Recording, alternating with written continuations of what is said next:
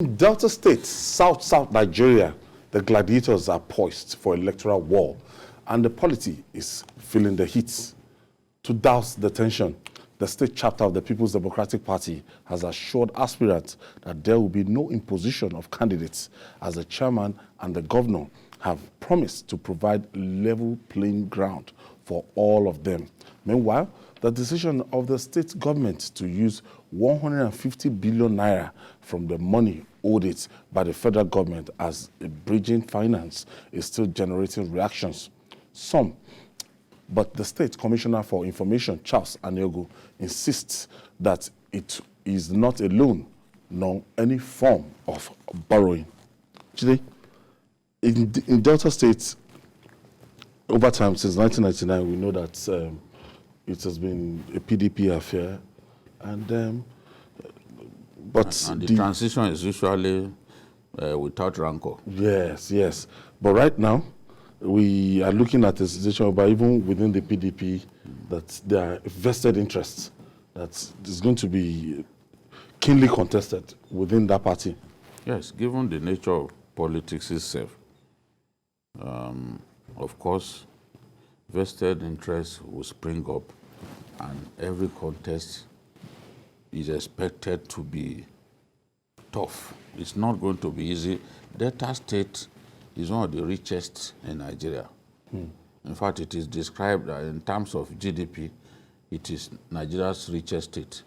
That's how some people describe it.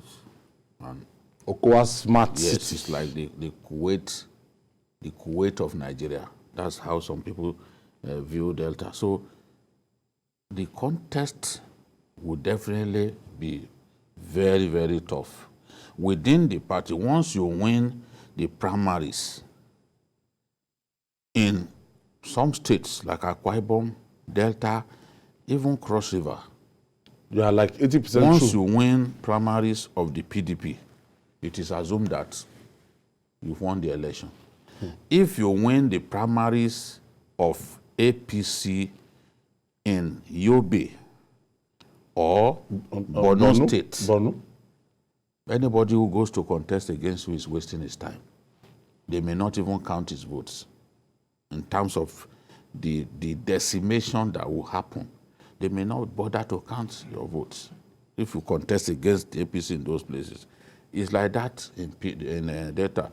They've been very consistent, Since 1999. and they always found a way to move this governorship price between The major the senatorial dominant, zones, between the senatorial zones, and at the end of the day, everyone is happy.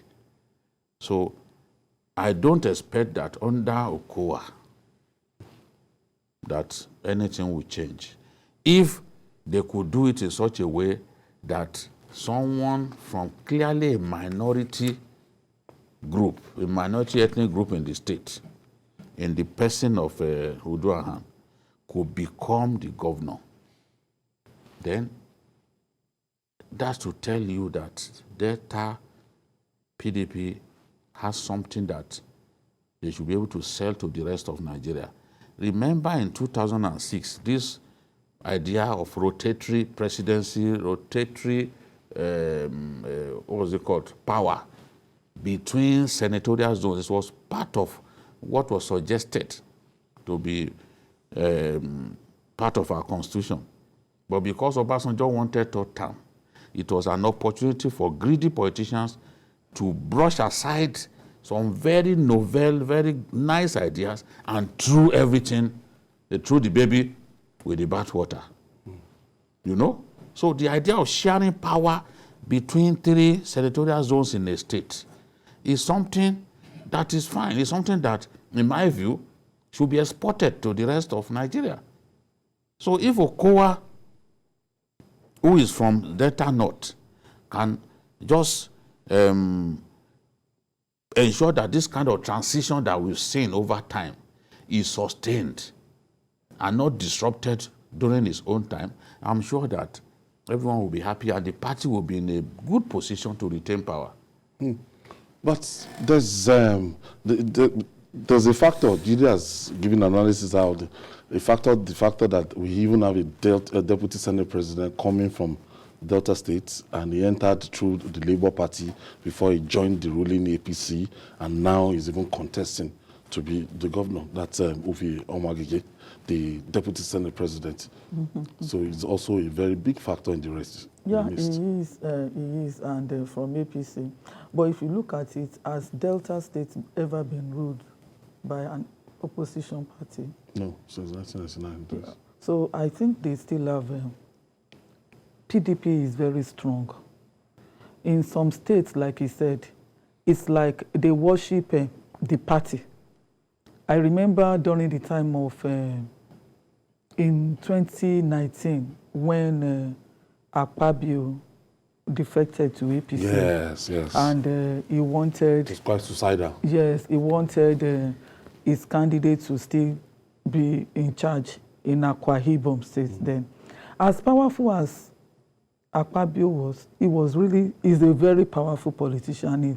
He has a lot of influence in Akwa Ibom State. But the people themselves, they believe so much in PDP for whatever reason. And in spite of his influence, the current governor still won in that election. So for Omagege, I think it's going to be a very strong battle for the You opposition. forgot to add that even Akpabio was well defeated in his attempts to go to the Senate. So go to the Senate. So because when you get into a senatorial contest and you could only win a local government, that's your own local government, then he questions claims that you are so strong.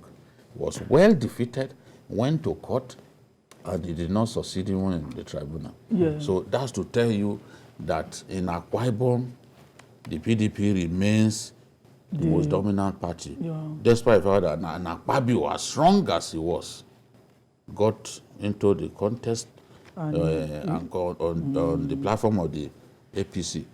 He won only one local government in the senatorial contest. Okay. Joining us via Zoom is from Asaba. For more discussion on the 2023 elections in Delta States is the State Commissioner for Information, Charles Anagu. Thanks for joining us. Thank you very much. Good evening, my brother. Yes. He do, and I used to do. This cap should not go back home with you. You have to send it by Zoom to us. I'll use Bluetooth and wire it to you. He used to be my favorite analyst then. He's also a journalist, a seasoned journalist for several years. Okay. Thank you. You're doing very well, both in the station and, of course, your program, Journalist Hangout. I've always enjoyed your analysis. Thank you. Let's talk about Delta. What's the situation like in terms of the preparation for the 2023 election? I want to believe that's in the minds of everyone now. Well, the family of the PDP, like you rightly mentioned, is still strong here in Delta. Of course, you do expect that now that the 3 senatorial districts have had a shot at the #1 position in the state, you do know that the discussion as to which senatorial district to start from again could possibly somehow come up in some person's mind. But there is no problem. The strength of the governor in Delta North has made it possible for all the persons in Delta North in the PDP not to want to contest. And so for that reason, nobody is taking a shot at the governorship seat from Delta North. We have candidates from Delta Central, majorly, and then of course, a few others from Delta South. And that is because in the course of time, we've never had cause to prevent anybody from any senatorial district from taking a shot at that position. But like I've always mentioned, the sentiments that exist in the minds of the leaders usually sway the electorate, and indeed those who are to take decision at this time around. Now we're talking about the delegates to vote in a certain direction, and that's not going to be different this time around. But we can tell you that the gladiators are very busy. They have been crisscrossing the length and breadth of the 270 wards in the state, and of course the 25 local government areas. There have been arguments as to where is the governor likely going to pitch his tent, but of course, you do know as the father of the party this time around, being the governor of the state, anybody movement is likely going to give advantage to anybody that he moves in his direction. But the governor has tried as much as possible to make it clear that he and the party would prefer a level playing field, which is why he has asked all the delegates, all the contestants, to reach out to the delegates the much they could with a view to securing their support. And to the best of my knowledge, the contestants have been very busy crisscrossing the 270 wards interfacing with the delegates. That's where we are at the moment, preparing for next week primary of the governorship. Of course, before that time, if the time doesn't change again by this weekend, we'll be filing out as those who are delegates to elect the contestants or those who are seeking to join the State House of Assembly. We always talk about this level playing field, and some of us that will be covering politics for some time, we know that there's always a favorite. That any governor that has spent 8 years will want somebody that he has this kind of, we have this kind of preference for somebody to actually succeed him. And I don't know if Governor Okowa has anybody in mind, or they will still will allow everybody to go to the field and still test their strength.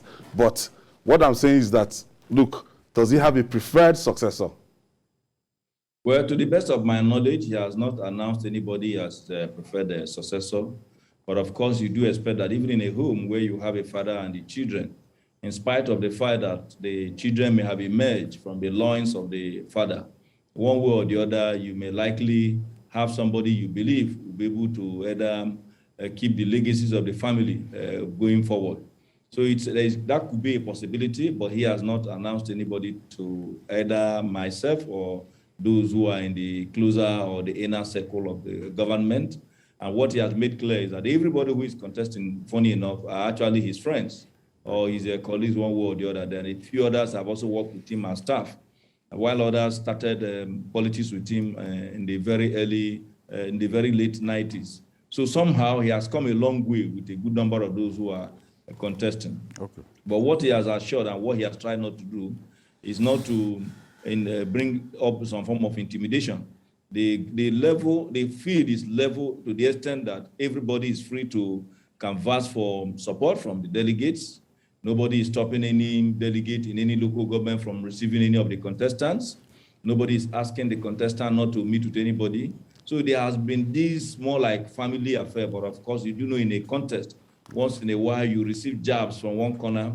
If whoever is contesting believing that giving you that jab will possibly knock you off and then make you lose your balance. Okay, Honorable Commissioner, let's just take this quick commercial break. When we come back, we'll come back to you. Please hold on. We'll come back. This is Journalist Hangout, and we'll still have the Commissioner for Information on Delta State. That's Mrs. Charles Anago, with us. Okay. Thank you for staying with us, Mr. Charles. Okay.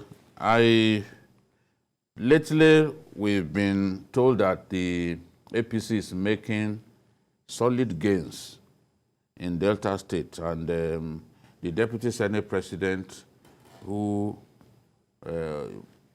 is said to be interested in the governorship of the state, we've seen him attending rallies with huge crowds. What are the chances of PDP retaining power amidst the reported resurgence of the APC in that state? Well, I will agree with you that the APC and specifically the Deputy Senate President is making a solid inroad, but to the extent that it's on billboards. He has a whole lot of very beautiful billboards that does the landscape of our state. So if you look at it from that point, you will assume it's making inroads, but billboards don't actually vote. If it's in terms of having many persons to join him in the APC, it's not likely going to have even a good number of persons join him for so many reasons. One, Senator Dr. Arthur Ifeanyi Okowa have raised the stake, in spite of the fact that the state have always been a PDP state. His performance is something that have also further cemented the bond that exists between the party and the people. And I'm happy that some of you have had cause to visit Delta. We invite people to come and see what we are doing so that it doesn't look as if we are talking from either prototype or speaking about things that exist in maybe in form of Photoshop. We want people to come because we have what we have done on ground for you to see. And so that is going to make it very, very difficult for the APC and make it much more easier for the PDP. Then secondly, the very abysmal performance of the APC at the national level is also another factor. I don't need to dwell so much on that because I want to believe that's not the topic for today, but I do know that those of you in the studio are very much aware that between 2015 and now, Nigeria has not been in the best of shape. And Nigerians who have lived in this country are there to be able to analyze how well the party have been able to exist as a political party.